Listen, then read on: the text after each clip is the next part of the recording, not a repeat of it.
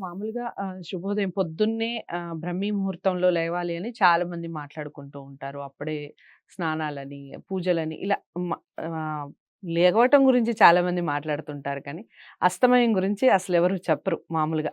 ఈ సూర్యాస్తమయం తర్వాత ఈ పనులు చేయకూడదు, ఈ పనులు చేయాలి అని. అలాంటి నియమాలేమన్నా ఉన్నాయా? ఉంటే ఎలాంటి నియమాలున్నాయి? ఏవి చేయకూడదంటారు అసలు సూర్యాస్తమయం తర్వాత? ఇంట్లో పెద్దవాళ్ళు ఉంటే చెప్తారమ్మా. హ్మ్. పెద్దవాళ్ళు లేకపోవడం వల్ల తెలియటం లేదు. హ్మ్. సాయంత్రం దీపం పెట్టే సమయం ఏదైతే ఉందో 6 గంటలు. అవును. ఆ సమయం తర్వాత ఇల్లు చిమ్మకూడదు హ్మ్. ఇదైతే అంటారు ఇంట్లో. అంటారు. హ్మ్. కుట్టకూడదు, హుహు. తల దువ్వకూడదు, ఓహ్! గోళ్ళు తీయకూడదు. ఇప్పుడు హ్మ్. ఇవన్నీ చెప్పకూడదు మనం. అన్నిటికన్నా మించి కాదమ్మా! అంటే మీరు తల దువ్వకూడదంటే నాకొక డౌటొచ్చింది. అందుకే ఏంటంటే, అంటున్నాను నేను. ఇప్పుడు ఈవినింగ్ మ్యారేజెస్ ఉంటాయి కదా! కంపల్సరీ దువ్వుకుంటారుగా మరి?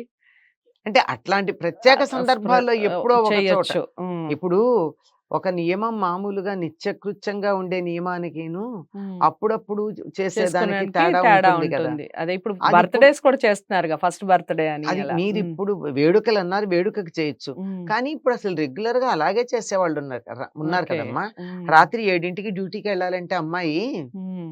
ఏం చేస్తుంది?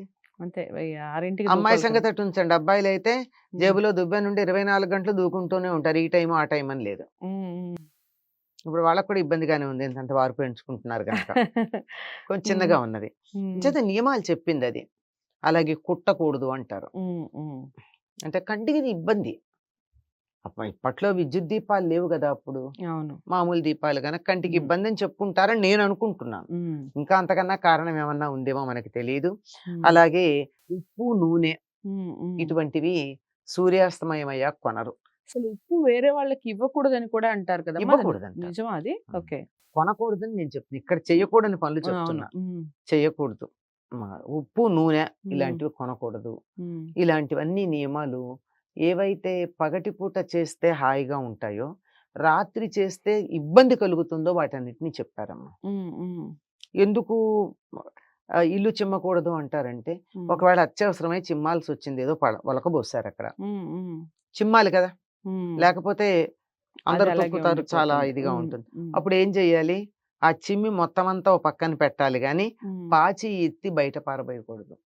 ఒక పక్కకి చిమ్ముంచుకోవాలి. అంటే అత్యవసరమైతే. ఇది హ్మ్. రెగ్యులర్‌గా చేసేది గాదు. హ్మ్. హ్మ్. మరి ఎందుకు అంటే, ఈ రెండోది చెప్పినప్పుడు నాకనిపించింది. చీకట్లో హ్మ్. ఇంట్లో విలువైన వస్తువులేమన్నా చెత్తలో పడిపోయి వెళ్ళిపోతాయేమో! హ్మ్. వెలుగొచ్చాక గనక బయట పడేస్తూ ఉంటే తెలుస్తాయి. హ్మ్. హ్మ్. జాగ్రత్త పడడానికి బాగా ఉంటుంది, వీలుగా ఉంటుందని చెప్పి ఉంటారు అని నా ఊహ. సో, అదండి విషయం. మామూలుగా మనం ఇంట్లో ఏ వస్తువులు ఎప్పుడెప్పుడు అంటే సూర్యాస్తమయం తర్వాత మనం చెయ్యకూడని విషయాలు చాలా చక్కటి వివరణ ఇంకొక ఇచ్చారు. ప్రధానమైనదుందమ్మా. చెప్పండమ్మా. హెయిర్ కట్ చేయించుకోకూడదు. ఓకే. గోళ్ళు తీయకూడదని చెప్పాను ఆ! గదా! ఆ! ఈవినింగ్ అలాగే హెయిర్ కట్ కూడా వెళ్ళకూడదు. వెళ్ళకూడదు. ఓకే. సో, అదండి విషయం. మామూలుగా అబ్బాయిలు చాలా ఇదైతే అబ్బాయిలకి సంబంధించిందే. అందరూ ఈవినింగొచ్చి ఇప్పుడు పిల్లలు స్కూలుకి వెళ్ళే పిల్లలు కూడా ఈవినింగ్ స్కూలు నుంచి రాగానే హెయిర్ కట్‌కి వెళ్ళిపోతూ ఉన్నారు. అమ్మ చెప్పినట్టు ఖచ్చితంగా పాటించే ప్రయత్నం చేయండి. ఇంట్లో తల్లిదండ్రులు చెప్పే ప్రయత్నం చేయండి. ముందు తల్లిదండ్రుల్లో మార్పొస్తేనే పిల్లల్లో వస్తుంది. సో, ఈ ఈ వీడియో ఎలా అనిపించింది? మీరు ఎంతమందికి షేర్ చేస్తున్నారు? అమ్మతో ఇంకా మీరు ఎలాంటి కార్యక్రమాలు చూడాలనుకుంటున్నారు? ఇవన్నీ కామెంట్ బాక్స్‌లో తెలియజేయండి. లైక్ చేసి, షేర్ చేయండి. ఛానెల్‌ని సబ్స్క్రైబ్ చేసుకోండి. మరో మంచి అంశంతో మళ్ళీ కలుద్దాం. నమస్తే.